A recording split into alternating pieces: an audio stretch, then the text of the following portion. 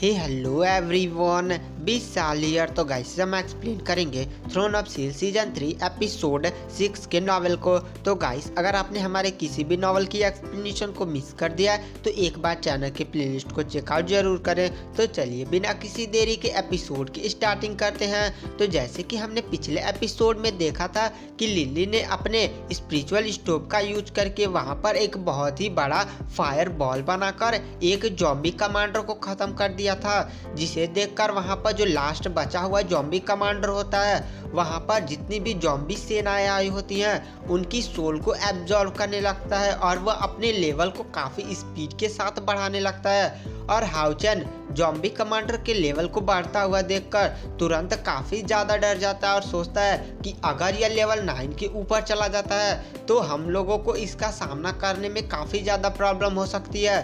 तभी हाउचन को कायर की याद आती है और तुरंत वह इटर्नल मेलोडिक लॉकेट को खोलकर वहां पर कायर को भी बुला लेता है। कायर के वहां आ जाने के बाद हाउचन अपने सभी साथियों से बोलता है कि जॉम्बी कमांडर को खत्म करने के लिए हमें सभी लोग मिलकर एक काफी खतरनाक अटैक इस जॉम्बी कमांडर पर करेंगे, जिससे जो टेक्निक परफॉर्म करके यहाँ की सोल को एब्जॉर्ब करके अपनी लेवल बढ़ा रहा है उसे रुक जाए और वह तुरंत मर जाए। और हाउचन की बात सुनकर हाउचन के सभी साथी हाँ में सर हिलाते हैं। उसके बाद जो हाउचन होता है वह तुरंत लाइट एलिमेंटल फेरी की तरफ देखता है और लाइट एलिमेंटल फेरी तुरंत सेंट स्पिरिचुअल स्टोव को समन करके उसकी सारी स्पिरिचुअल एनर्जी तुरंत हाउचन की बॉडी में ट्रांसफर करने लगती है। और हाउचन के सभी टीम मेंबर्स भी अपने अपने स्पिरिचुअल स्टोव को समन करके अपनी अपनी स्पिरिचुअल एनर्जी एक हवा की तरफ इकट्ठा करने लगते हैं और वहाँ पर एक बहुत ही बड़ी एनर्जी बॉल बनने लगती है। और उस एनर्जी बॉल से तुरंत वो लोग उस जॉम्बी कमांडर पर अटैक कर देते हैं और वह जैसे ही वो एनर्जी बॉल सीधे उस जॉम्बी कमांडर से टकराता है, जॉम्बी कमांडर का एक हाथ बुरी तरह से जख्मी हो जाता है और सीने से वह अटैक टकराया था और उसके पूरे सीने से मांस हट जाते हैं और हड्डियां दिखने लगती हैं। पर वह जॉम्बी कमांडर बस नीचे ही गिरता है और वह फिर से खड़ा हो जाता है। लेकिन हाउचन के इस अटैक से उस जॉम्बी कमांडर के जो वह टेक्निक परफॉर्म कर रहा था वह रुक जाती है और जॉम्बी कमांडर लेवल 7 के स्टेज फर्स्ट पर आ जाता है और वह अब इतना ताकतवर भी नहीं था। और इधर हमें दिखाया जाता है हाउचन की टीम मेंबर्स की तरफ जिनकी स्पिरिचुअल एनर्जी खत्म हो गई थी, अब वह खड़े होने के भी लायक नहीं थे। अब वहाँ पर सिर्फ कायर थी जिसके पास स्पिरिचुअल एनर्जी बची थी, लेकिन वह भी सीधे उस जॉम्बी कमांडर से टक्कर नहीं ले सकती थी। और वहाँ पर हाउचन कायर की तरफ देखता है और वह नाम में सर हिलाता है, लेकिन तुरंत कायर तुरंत अपने पंखों को खोलकर हवा में उड़ जाती है और अपने तीनों स्पिरिचुअल स्टोव को समन कर लेती है और उसमें वह सबसे आगे संसार का स्पिरिचुअल स्टोव रखती है और उसकी पावर्स का यूज करके तुरंत अपने हाथ में सेंट नाइफ को बुला लेती है और उसका यूज करके वह तुरंत जॉम्बी कमांडर से लड़ने के लिए आगे बढ़ने लगती है।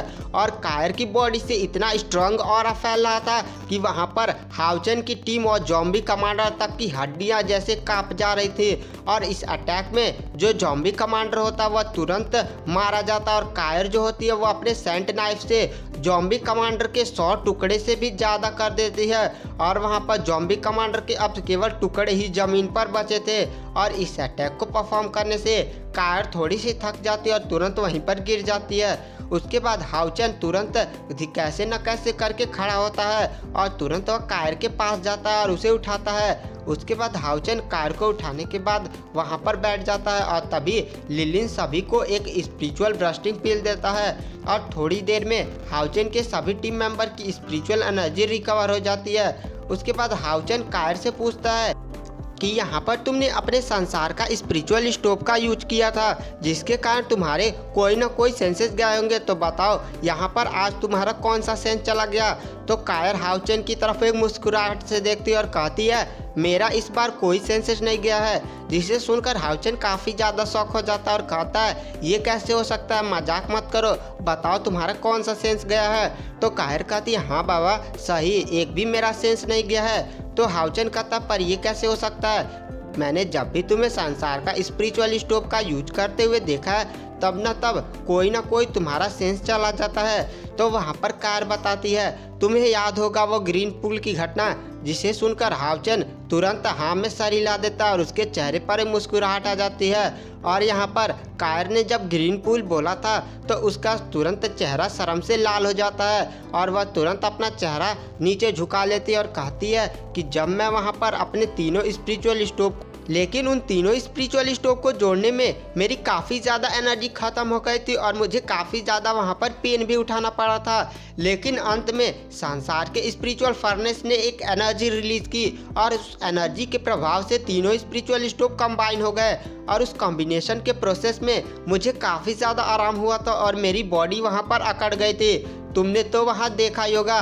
तो हाउचन हंसी में अपना हाथ सर में हिला देता है और हाउचन मजाक में बोलता है, हाँ मैं उस दृश्य को कैसे भूल सकता हूँ। उसके बाद कायर बोलती है, हाँ चुप रहो तब। उसके बाद कायर बोलती है कि उस कॉम्बिनेशन प्रोसेस के सफल हो जाने के कारण मुझे एक पावर मिली थी जिसके हिसाब से मैं दिन में एक बार अपने संसार के स्पिरिचुअल फर्नेस का यूज कर सकती हूँ और मेरा कोई भी सेंस नहीं जाएगा। जिसे सुनकर हाउचन काफ़ी ज़्यादा खुश हो जाता है। और अब यहाँ पर हाउचन की टीम में कायर सबसे पावरफुल हो चुकी थी। जब वह अपने स्पिरिचुअल फर्नेस संसार का यूज करेगी तब तो उसका सामना लेवल 7 के फाइनल स्टेज का कल्टीवेटर भी नहीं कर सकता।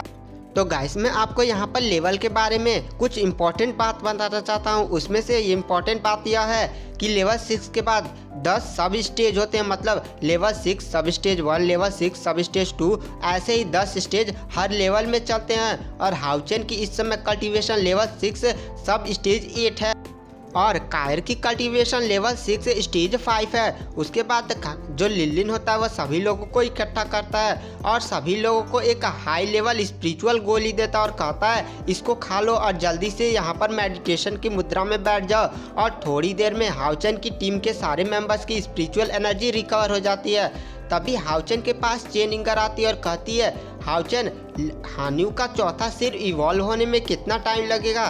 तो हाउचन कहता है चलो सारे लोग गुफा के अंदर जाकर देखते हैं। उसके बाद वो लोग गुफा के अंदर जाकर देखते हैं और वहाँ पर हान्यू का चौथा सिर इवॉल्व हो रहा था और वहाँ पर थोड़ी देर में बहुत ही तेज हवाएं चलने लगती हैं और आसमान से बिजलियाँ गिरने लगती हैं और वह बिजलियाँ हान्यू के चारों तरफ गिरती हैं और हान्यू का धीरे धीरे चौथा सिर इवॉल्व होने लगता है और थोड़ी देर में हान्यू का चौथा सिर इवॉल्व हो जाता है। पर हान्यू जैसे यहीं नहीं रुकना चाहता था, वह अपने 5वें सिर को भी इवॉल्व करना चाहता था और इस प्रोसेस में हान्यू जैसे ही लगता है तुरंत वह बेहोश हो जाता है क्योंकि हान्यू ने के पास अभी इतनी ज़्यादा स्पिरिचुअल एनर्जी नहीं थी। उसके बाद वो प्रोसेस तुरंत वहीं पर बंद हो जाता है और हाउचन तुरंत हान्यू के पास पहुंचता है और हान्यू इस टाइम तुरंत ज़मीन पर गिरा हुआ था क्योंकि हान्यू बहुत ही ज़्यादा जैसे दुखी लग रहा था। वह अपने 5वें सिर को भी इसी टाइम इवॉल्व करना चाहता था लेकिन वह इसमें सफल नहीं हुआ था। उसके बाद हाउचन तुरंत उसके पास जाता है। तभी हाउचन को एक बहुत ही ज़्यादा स्ट्रांग ऑरा फील होता है और हाउचन इधर उधर देखने लगता है और अपने साथियों को गुफा में छोड़कर कहता है तुम लोग यहीं रुको, मैं थोड़ा सा बाहर देख कर आता हूँ। और हाउचन जैसे ही बाहर जाकर देखता है वह देखता है कि पिछले वाला दानव और पिछले वाली डायन महिला आ रही है और उनकी पावर्स को हाउचन देखकर सोचता है कि वह जरूर ही लेवल 9 के ऊपर के कल्टीवेटर है। हाउचन का टीम अभी इसका सामना नहीं कर सकती। उसके बाद हाउचन तुरंत गुफा में दौड़ते हुए जाता है और कहता है कि सारे लोग जल्दी से हान्यू को ढकेलते हुए टावर ऑफ इटर्निटी के टेलीपोर्टेशन में खोलना, उसके अंदर सारे लोग जल्दी से चलो, यहाँ पर बहुत ही बड़ा खतरा आ रहा है। और हाउचन को इतना ज़्यादा घबराए हुए देखकर सारे लोग तुरंत हाउचन की बात तुरंत मान जाते हैं और वहाँ पर जो हाउचन होता है वह तुरंत अपनी इटर्नल मेलोडी लॉकेट का यूज करके वहाँ पर टावर ऑफ इटर्निटी का द्वार खोल देता है और उसमें हाउचन ढकेलते हुए हान्यू को लेकर पहुँच जाता है, तुरंत दरवाजे को बंद कर देता है। और वहाँ पर जब वो आदमी और डायन औरत पहुँचती है उस गुफा में और हान्यू को वहाँ ना देखकर वो लोग फिर से काफ़ी ज़्यादा गुस्सा हो जाते हैं और अपने दांतों को पीसते हुए रह जाते हैं और वह कहते हैं कि एक बार फिर से हान्यू हमारे चुंगों से कैसे बच सकता है और वह तुरंत इधर उधर के गुफा में तबाही मचाने लगते हैं। और इधर हमें दिखाया जाता है हाउचन को जो हान्यू को लेकर टावर ऑफ इटर्निटी में पहुंच चुका होता है और हाउचन हान्यू को ध्यान से देखता है और वह देखता है कि जो हान्यू है अब वो काफ़ी ज़्यादा बड़ा हो चुका है, पहले से अब 2 गुना बड़ा और वो उसका साइज 8 मीटर से भी ज़्यादा था।